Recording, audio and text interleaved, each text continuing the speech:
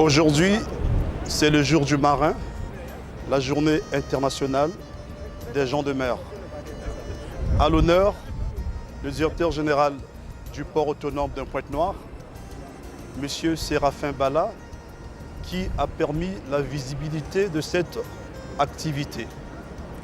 En collaboration avec l'École canadienne de management, le Cap Marine Congo a jeté son dévolu pour la visite des installations portuaires, pour permettre aux étudiants de faire l'exégèse entre la théorie et le vivier des métiers de la mer.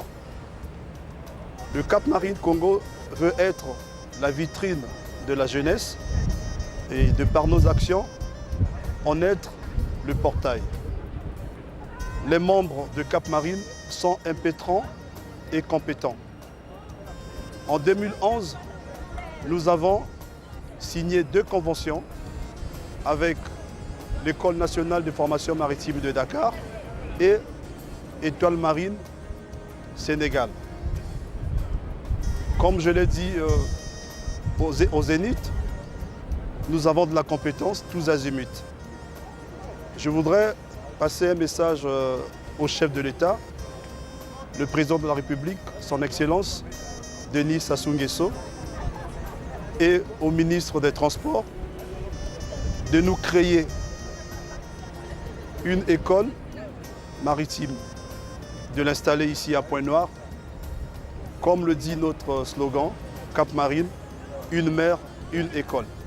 Par rapport à cette visite, je pense que c'était une occasion pour nous étudiants de découvrir les différents métiers au port, de découvrir ce qui se passe et comment comment les gens font pour,